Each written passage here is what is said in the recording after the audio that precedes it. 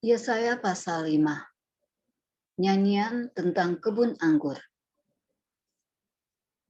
Aku hendak menyanyikan nyanyian tentang kekasihku.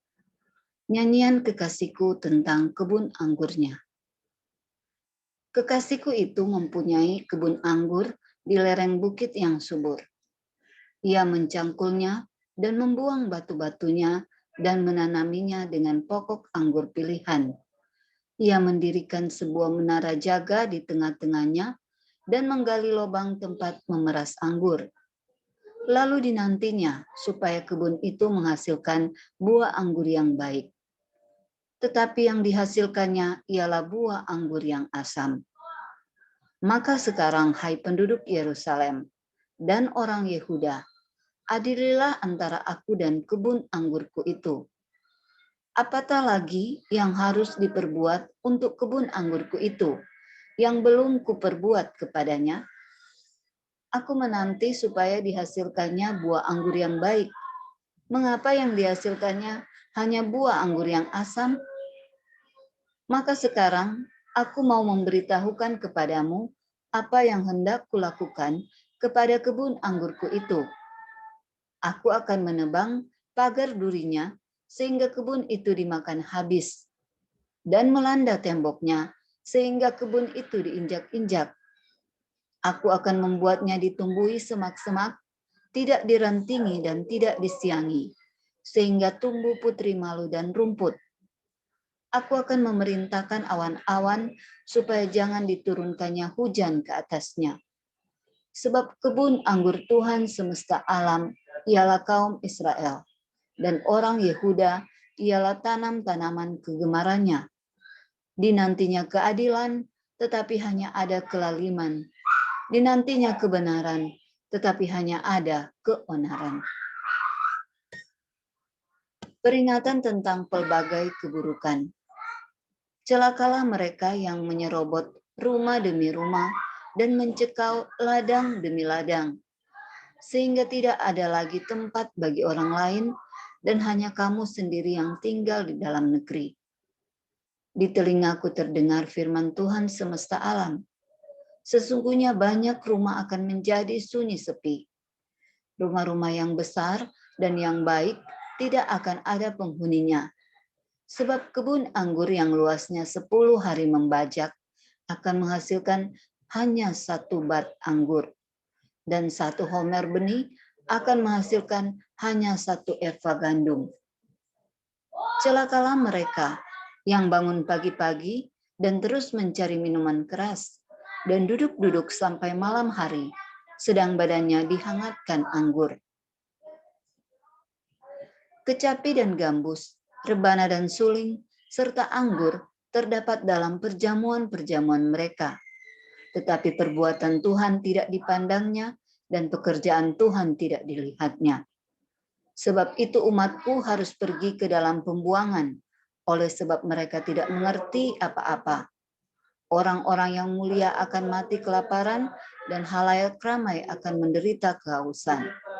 Sebab itu dunia orang mati akan membuka kerongkongannya lapang-lapang dan akan mengangakkan mulutnya lebar-lebar dengan tiada terhingga, sehingga lenyap ke dalamnya segala kesemerakan dan keramaian Yerusalem, segala kegaduhannya dan orang-orang yang bersukaria di kota itu.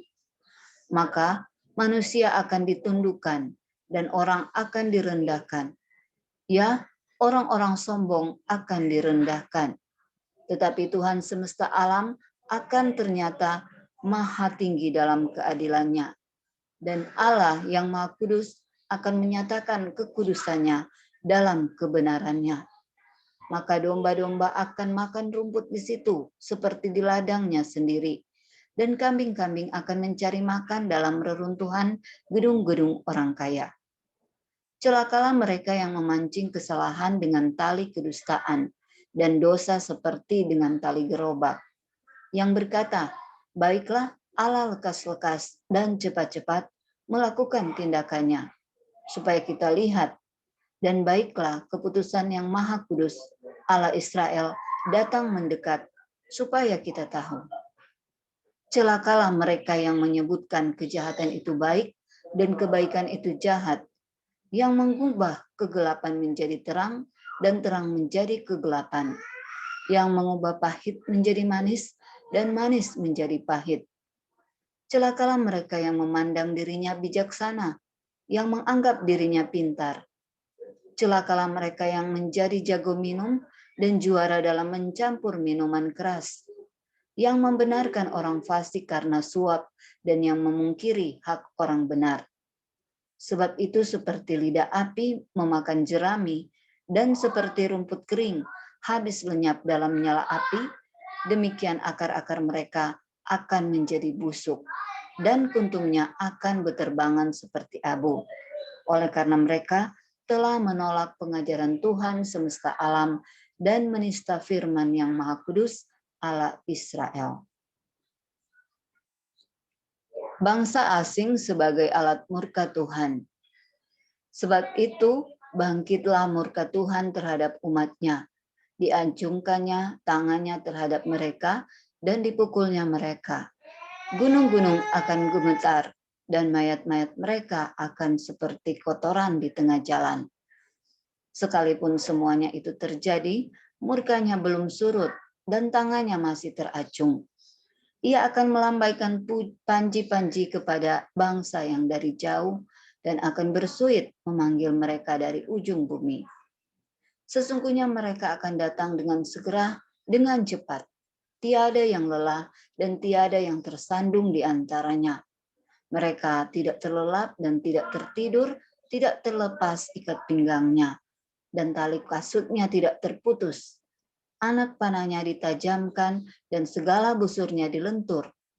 Kuku kudanya keras seperti batu api dan roda keretanya seperti puting beliung. Aumnya seperti singa betina, mereka mengaum seperti singa muda. Mereka meraung dan menangkap mangsanya, membawanya lari dan tidak ada yang melepaskan. Pada hari itu mereka akan diliputi oleh suara seperti suara laut menderu. Jika orang memandang ke bumi, sesungguhnya ada gelap yang menyesakkan, dan terang menjadi gelap oleh awan-awan.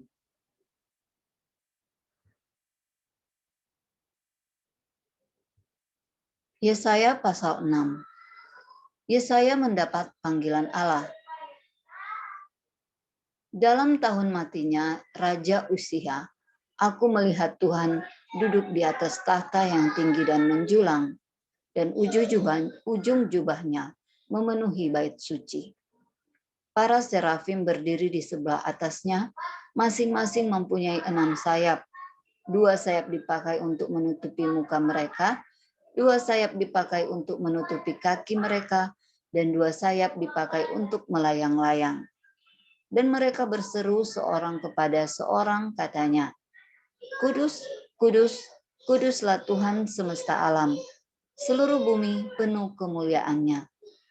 Maka bergoyanglah alas ambang pintu disebabkan suara orang yang berseru itu, dan rumah itu pun penuhlah dengan asap. Lalu kataku, celakalah aku binasa, sebab aku ini seorang yang najis bibir, dan aku tinggal di tengah-tengah bangsa yang najis bibir. Namun mataku telah melihat Sang Raja, yakni Tuhan semesta alam. Tetapi seorang daripada serafim itu terbang mendapatkan aku. Di tangannya ada bara yang diambilnya dengan sepit dari atas mezbah. Ia menyentuhkannya kepada mulutku serta berkata, lihat, ini telah menyentuh bibirmu, maka kesalahanmu telah dihapus dan dosamu telah diampuni. Lalu aku mendengar suara Tuhan berkata, siapakah yang akan kuutus dan siapakah yang mau pergi untuk aku? Maka sahutku, ini aku, utuslah aku. Kemudian firman-Nya, pergilah dan katakanlah kepada bangsa ini, dengarlah sungguh-sungguh, tetapi mengerti, jangan. Lihatlah sungguh-sungguh, tetapi menanggap, jangan. Buatlah hati bangsa ini keras, dan buatlah telinganya berat mendengar, dan buatlah matanya melekat tertutup, supaya jangan mereka melihat dengan matanya, dan mendengar dengan telinganya, dan mengerti dengan hatinya, lalu berbalik dan menjadi sembuh. Kemudian aku bertanya, sampai berapa lama ya Tuhan? Lalu jawabnya, sampai kota-kota telah lenggang, sunyi sepi, tidak ada lagi yang mendiami. Dan di rumah-rumah tidak ada lagi manusia, dan tanah menjadi sunyi dan sepi. Tuhan akan menyingkirkan manusia jauh-jauh, sehingga hampir seluruh negeri menjadi kosong. Dan jika di situ masih tinggal 1/10 dari mereka, mereka harus sekali lagi ditimpa kebinasaan. Namun keadaannya akan seperti pohon beringin dan pohon jawi-jawi yang tunggulnya tinggal berdiri pada waktu ditebang. Dan dari tunggul itulah akan keluar tunas yang kudus.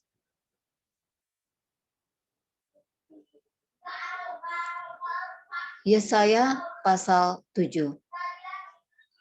Yesaya dan Raja Ahaz. Dalam zaman Ahaz bin Yotam bin Usia, Raja Yehuda, maka Resin, Raja Aram, dengan Pekah bin Remalia, Raja Israel, maju ke Yerusalem untuk berperang melawan kota itu. Namun mereka tidak dapat mengalahkannya. Lalu diberitahukanlah kepada keluarga Daud, Aram telah berkemah di wilayah Efraim. Maka hati Ahaz dan hati rakyatnya gemetar ketakutan, seperti pohon-pohon hutan bergoyang ditiup angin. Berfirmanlah Tuhan kepada Yesaya, baiklah engkau keluar menemui Ahaz, engkau dan Sear-Yashub, anakmu laki-laki, ke ujung saluran kolam atas, ke jalan raya pada padang tukang penatu, dan katakanlah kepadanya, teguhkanlah hatimu dan tinggallah tenang. Jangan takut dan janganlah hatimu kecut. Karena kedua puntung kayu api yang berasap ini, yaitu kepanasan amarah Rezin dengan Aram dan anak Remalia. Oleh karena Aram dan Efraim dengan anak Remalia telah merancang yang jahat atasmu dengan berkata, marilah kita maju menyerang Yehuda dan menakut-nakutinya serta merebutnya. Kemudian mengangkat anak Tabeel sebagai raja di tengah-tengahnya. Maka beginilah firman Tuhan Allah, tidak akan sampai hal itu dan tidak akan terjadi. Sebab Damsyik ialah ibu kota Aram dan Resin ialah kepala Damsyik. Dalam 65 tahun Efraim akan pecah, tidak menjadi bangsa lagi. Dan Samaria ialah ibu kota Efraim, dan anak Remalia ialah kepala Samaria. Jika kamu tidak percaya, sungguh kamu tidak teguh jaya. Pemberitaan mengenai Immanuel. Tuhan melanjutkan firman-Nya kepada Ahaz, katanya, mintalah suatu pertanda dari Tuhan Allahmu. Biarlah itu sesuatu dari dunia orang mati yang paling bawah, atau sesuatu dari tempat tertinggi yang di atas. Tetapi Ahaz menjawab, aku tidak mau meminta, aku tidak mau mencobai Tuhan. Lalu berkatalah Nabi Yesaya, baiklah, dengarkan, hai keluarga Daud. Belum cukupkah kamu melelahkan orang, sehingga kamu melelahkan Allahku juga? Sebab itu Tuhan sendirilah yang akan memberikan kepadamu suatu pertanda. Sesungguhnya seorang perempuan muda mengandung dan akan melahirkan seorang anak laki-laki, dan ia akan menamakan dia Immanuel. Ia akan makan dadi dan madu sampai ia tahu menolak yang jahat dan memilih yang baik. Sebab sebelum anak itu tahu menolak yang jahat dan memilih yang baik, maka negeri yang kedua rajanya engkau takuti akan ditinggalkan kosong. Tuhan akan mendatangkan atasmu dan atas rakyatmu dan atas kaum keluargamu hari-hari seperti yang belum pernah datang sejak Efraim menjauhkan diri dari Yehuda, yakni Raja Asyur. Pada hari itu akan terjadi, Tuhan bersyuit memanggil lalat yang ada di ujung anak-anak sungai Nil dan memanggil lebah yang ada di tanah Asyur. Dan semuanya akan datang hinggap di lembah-lembah yang terjal dan di celah-celah bukit-bukit batu, di segala pagar duri dan di segala tanah penggembalaan. Pada hari itu, dengan pisau cukur yang dipinjam dari seberang sungai Efrat, yakni Raja Asyur, Tuhan akan mencukur kepala dan bulu paha, bahkan pisau itu akan melenyapkan janggut juga. Pada hari itu setiap orang akan memiara seekor lembu betina yang muda dan 2 ekor domba. Dan karena banyaknya susu yang dihasilkan, mereka akan makan dadi. Sungguh, dadi dan madu akan dimakan oleh setiap orang yang masih tinggal di dalam negeri. Pada hari itu setiap tempat, di mana biasanya tumbuh 1000 pohon anggur dan yang berharga 1000 sikal perak, akan menjadi tempat putri malu dan rumput. Orang pergi ke sana terpaksa membawa anak-anak panah dan busur, sebab putri malu dan rumput belaka seluruh negeri itu. Dan engkau tidak berani pergi ke segala lereng gunung yang biasanya dicangkul karena takut akan putri malu dan rumput. Di situ hanya lembu dan domba akan berkeliaran.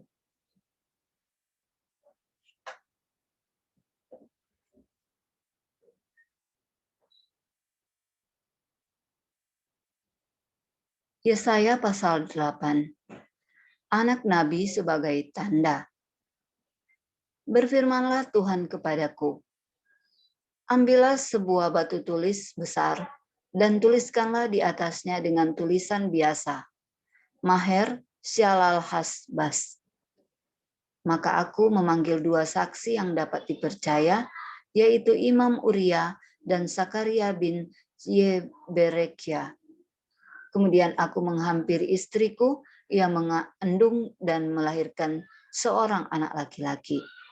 Lalu berfirmanlah Tuhan kepadaku, namailah dia Maher Syalal Hasbas.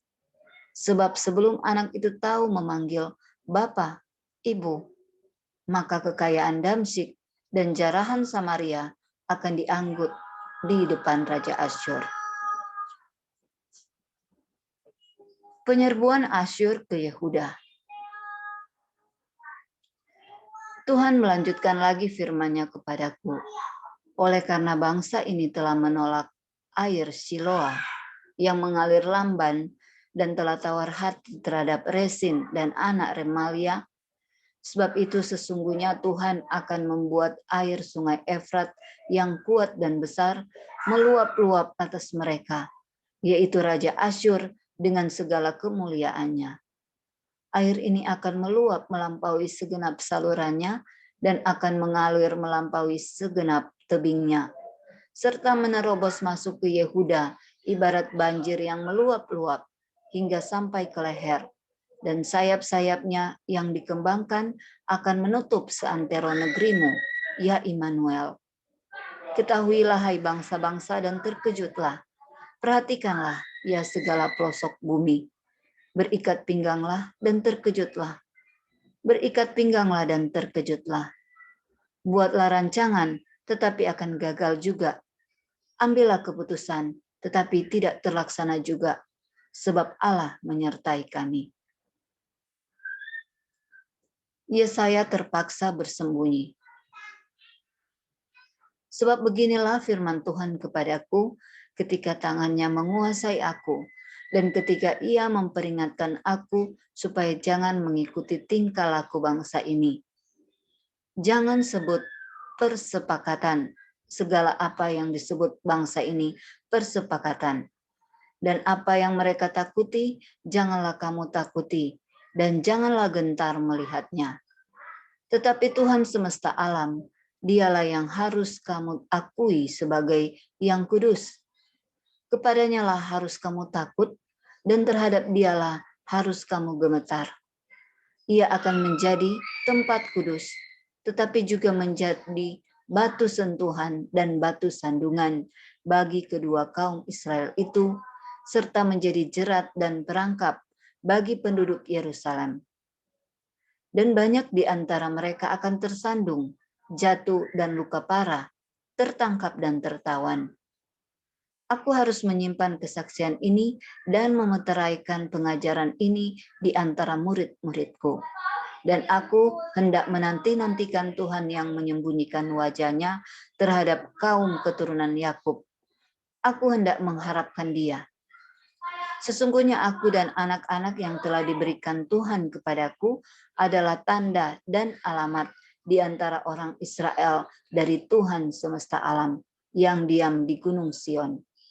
Dan apabila orang berkata kepada kamu, mintalah petunjuk kepada arwah dan roh-roh peramal yang berbisik-bisik dan komat-kamit, maka jawablah, bukankah suatu bangsa patut meminta petunjuk kepada Allahnya? Atau haruskah mereka meminta petunjuk kepada orang-orang mati bagi orang-orang hidup? Carilah pengajaran dan kesaksian. Siapa yang tidak berbicara sesuai dengan perkataan itu, maka baginya tidak terbit fajar. Mereka akan lalu lalang di negeri itu, melarat dan lapar. Dan apabila mereka lapar, mereka akan gusar dan akan mengutuk kerajanya dan Allahnya. Mereka akan menengadah ke langit dan akan melihat ke bumi, dan sesungguhnya hanya kesesakan dan kegelapan, kesuraman yang mengimpit, dan mereka akan dibuang ke dalam kabut.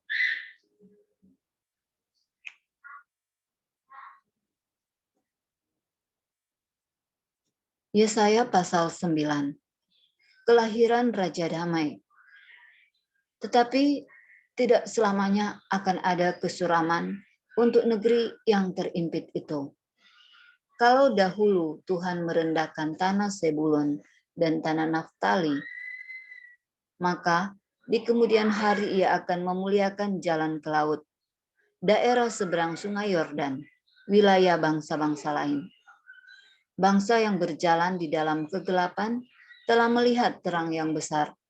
Mereka yang diam di negeri kekelaman, atasnya terang telah bersinar.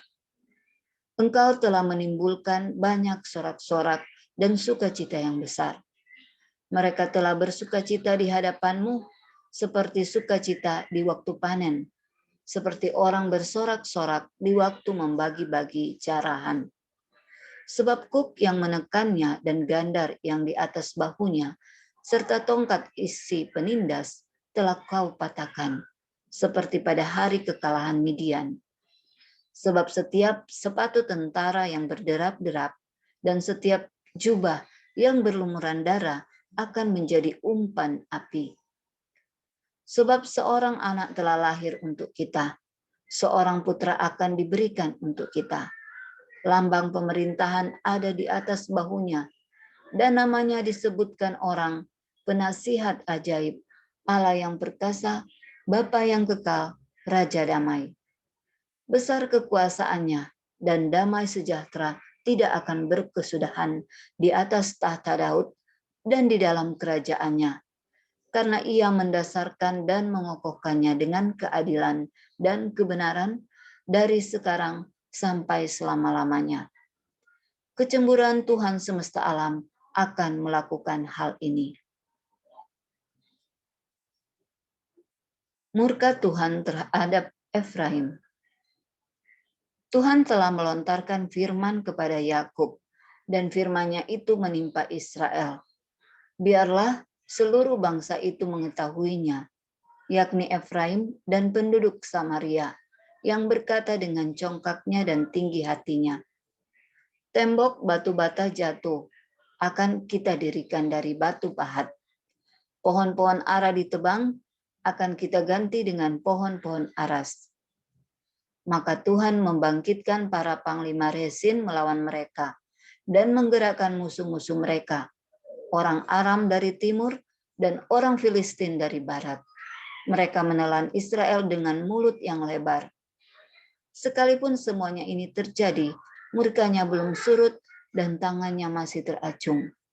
Tetapi bangsa itu tidak kembali kepada Dia yang menghajarnya, dan mereka tidak mencari Tuhan semesta alam. Maka Tuhan mengerat dari Israel kepala dan ekor, batang dan ranting pada satu hari juga. Tua-tua orang yang terpandang, itulah kepala, dan nabi yang mengajarkan dusta, itulah ekor. Sebab orang-orang yang mengendalikan bangsa ini adalah penyesat, dan orang-orang yang dikendalikan mereka menjadi kacau. Sebab itu Tuhan tidak bersukacita karena teruna-teruna mereka, dan tidak sayang kepada anak-anak yatim dan janda-janda mereka. Sebab sekaliannya mereka murtad dan berbuat jahat, dan setiap mulut berbicara bebal. Sekalipun semuanya ini terjadi, murkanya belum surut dan tangannya masih teracung. Sebab kefasikan itu menyala seperti api yang memakan habis putri malu dan rumput, lalu membakar belukar di hutan, sehingga tonggak asap berkepul-kepul ke atas. Oleh karena murka Tuhan semesta alam, terbakarlah tanah itu, dan bangsa itu menjadi makanan api. Seorang pun tidak mengasihani saudaranya. Mereka mencakup ke sebelah kanan, tetapi masih lapar. Mereka memakan ke sebelah kiri, tetapi tidak kenyang. Setiap orang memakan daging temannya. Manasya memakan Efraim, dan Efraim memakan Manasya. Bersama-sama mereka melawan Yehuda. Sekalipun semuanya ini terjadi, murkanya belum surut, dan tangannya masih teracung.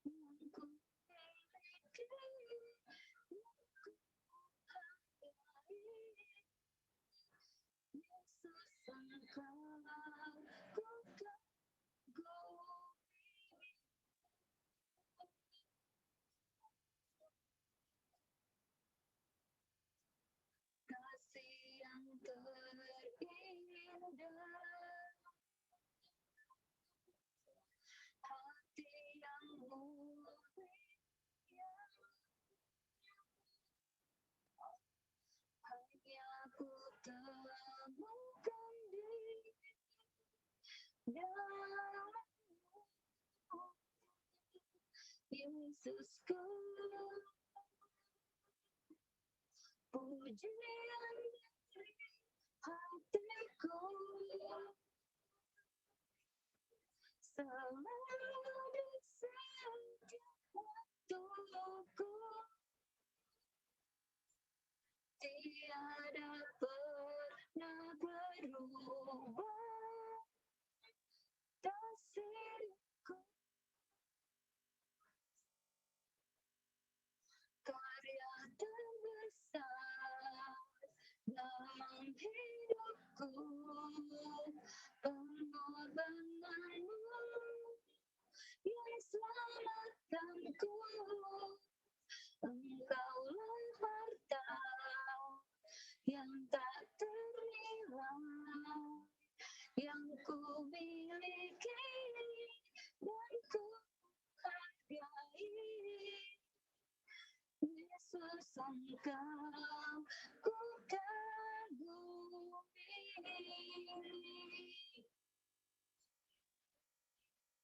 Karya besar dalam hidupku, pengorbananmu yang selamatkanku. Engkau berharta yang tak ternilai, yang ku miliki dan ku hargai. Yesus, Engkau ku kagumi.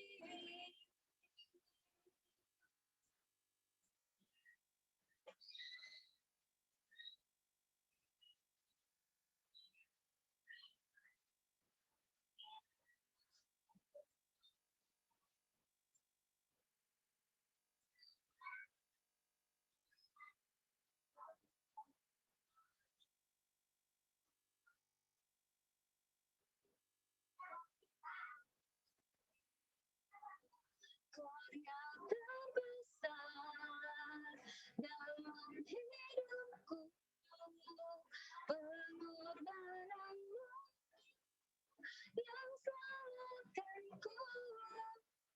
Engkau harta yang tak ternilai, yang ku miliki dan ku hargai. Yesus, Engkau ku kagumi. Yesus, Engkau ku kagumi. Yesus, Engkau